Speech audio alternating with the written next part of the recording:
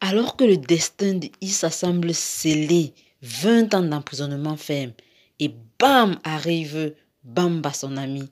Ah, qui va soulager un peu les cœurs de la famille d'Issa. Est-ce qu'on a droit à de l'espoir alors? Point d'interrogation, parce que là, le combat ne fait que commencer.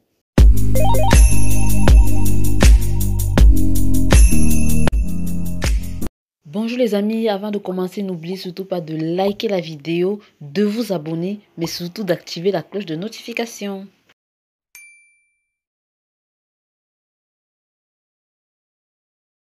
Mince, le sort de Issa semble scellé. Sa famille ne sait plus quoi faire. Moussa, Aminata, la maman, ils sont là abasourdis, ils se posent des questions. Mais comment est-ce qu'on va réagir? Donc Moussa, Issa va aller en prison comme ça, comme si rien n'était. Mais en tout cas, Aminata se promet de faire tout jusqu'à sa dernière énergie pour pouvoir sortir Moussa de cette affaire. Même si les dés semblent vraiment jetés. Entre-temps, quand Moussa accompagne Aminata, il croise Fatila, qui lui fait toujours des remontrances. Mais tu fais quoi? Depuis que je t'ai donné les trucs de Mike là, hein? Tu perds le temps, tu es un incompétent. Moi, j'attends que tu te bouges là, tu ne fais rien du tout. Mais c'est quoi? Moussa qui lui répond, mais tu te prends trop la tête, toi là. Hein? Tu sais pas que les choses se gèrent différemment dans ces cas comme ça. Laisse-moi faire mon boulot. Tu n'as rien à m'apprendre, quoi. Et puis, se passe sur ce ton-là, genre, que chacun reste à sa place. Entre-temps, lorsque Aminata rentre chez elle, elle se remémore tous les bons moments passés avec Issa. Franchement, on sent là que la fin est proche pour Issa. Il va être condamné, ils vont être séparés. Elle ne sait pas quoi faire, elle ne sait pas quoi penser. C'est dur de passer ces moments. Et leur échange en prison, oh là là, je suis désolée. Genre, il faut refaire ta vie, quoi. C'est comme si Issa lui disait, tu sais quoi, on a fait notre chemin. Maintenant, là, si je suis condamné 20 ans d'emprisonnement, je ne vais pas quand même attendre 20 ans. De toute façon, c'est ce que ça sous-entendait leur discours, hein, selon moi. Dites-moi ce que vous en pensez, hein, parce que là, on aurait cru à un adieu, quoi, hein, au revoir. C'est comme si se disait au revoir et que, bon, le destin va décider de la suite, quoi. Mais comme on dit souvent, l'espoir fait vivre.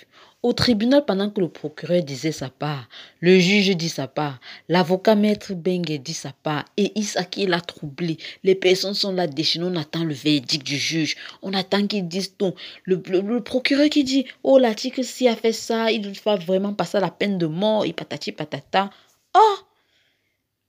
Aminata elle-même qui est là et qui dit, franchement, regardez encore le cas de ce garçon et tout.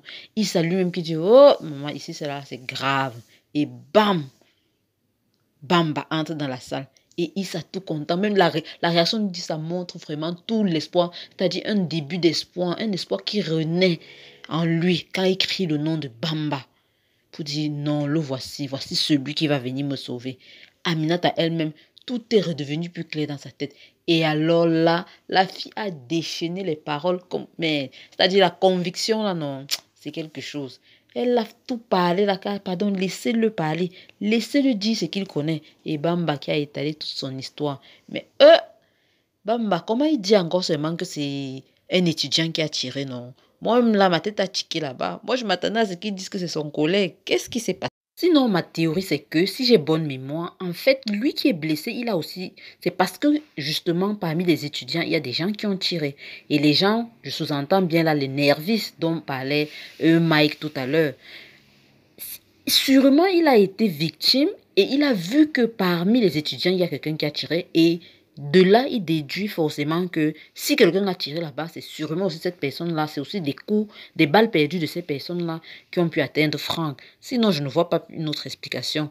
Mais le fait qu'ils le disent quand même, ça ne va pas prêter à confusion là pour le futur parce que là, c'est chaud. Cependant, une chose est sûre, ça a remis en question toute la plaidoirie que Maître Bengue a fait contre Issa. Donc, les choses sont remises cartes sur table. Cependant, des choses tout aussi marquantes ont attiré mon attention. Déjà, quand Jessica arrive et qu'elle part voir Moussa pour lui dire que non, tu sais quoi, j'ai parlé un peu avec Mike et franchement, je ne pense pas qu'il ait pu arriver jusqu'à ce point-là. Seulement, elle ne sait pas qu'elle a mis Moussa dans une situation critique. Et la maman qui vient s'ajouter là que oh, je veux plus te voir avec ma fille, patati patata, gna, si tu me fais, si tu tentes encore, j'ai même évincé d'autres garçons qui sont sortis avec elle. Ah, la partie qui m'a plu, c'est Moussa.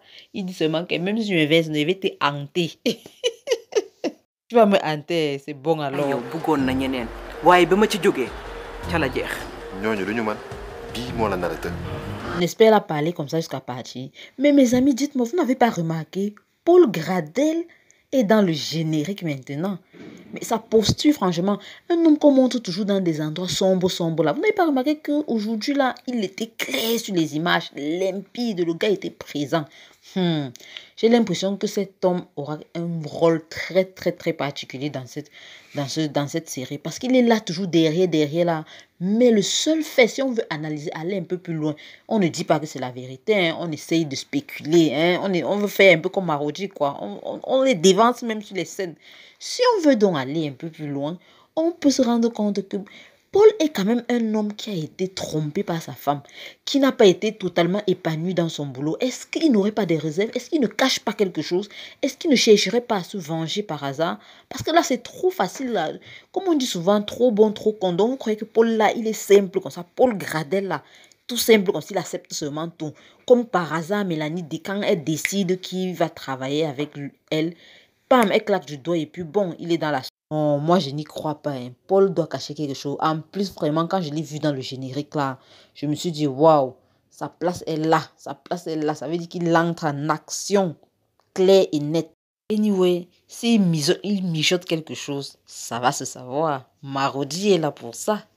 Et ce nerveux, comme l'appelle Mike, qui donne du fil à retordre à Mike, franchement, Tcheno est dépassé. J'ai l'impression que c'est Tcheno qui finit toujours par résoudre les problèmes de Mike. Mike, c'est un gros gueulard, mais qui ne sait pas ce qu'on fait dans les situations difficiles. Il est toujours là au secours, au secours. Et ce gars-ci qui a prétendu avoir vu le lieutenant Fallu tirer sur Franck. Ce serait lui qui aurait tiré aussi sur Bamba en question, si on ne se trompe pas. Parce que si Bamba dit que c'est un étudiant qui a tiré, je crois qu'il fait allusion clairement à cette personne-ci. Lui, là, c'est un sujet capital dans cette enquête. Il connaît tout. Parce que, un, il sait qui a tiré concrètement sur Franck. De deux, c'est Mike qui l'a envoyé dans cette manifestation. Donc, il est c'est-à-dire un pion capital dans l'affaire de Issa et dans l'affaire de Franck Gradel. Franchement, il a intérêt à disparaître. Sinon, son cas est vraiment laid. J'espère que son nouvel ami qu'on vient de nous présenter là, lui sera d'une grande utilité parce que le gars est dans la merde. Même si on regarde bien, il n'est pas le seul. Hein, parce qu'il est clair que si on l'attrape là, il met tout le monde avec lui. Entre autres, Mike et le policier. Bon, pour le policier, c'est un peu difficile. Mais Mike, s'il ne résout pas vraiment ce problème, c'est lui qui sera tiré dans la boue. Et en parlant de ce Tcheno, il est dans tout. Il sait comment tirer Mike de tous ses coups foireux. C'est que lui, là, il a de ces contacts que on ne peut même pas soupçonner. Franchement, de plus en plus, il devient le candidat numéro 1 indiqué comme pour être la top dans l'entreprise de Gradel. Franchement, ça doit être la top de Baye BTP. Alors comme ça, Prince a un petit frère. Le mignon garçon, le gars qui joue son vrai rôle de fils du président. Les gars là, comme on connaît là, le fils du président qui fait n'importe quoi, il dit seulement je suis le fils du président. Avant de déposer son pied, il dit je suis le fils du président. Ça doit être un crâneur, mais un crâneur de je sais pas possible. Mais ça se sent qu'il est vraiment différent de Prince, hein.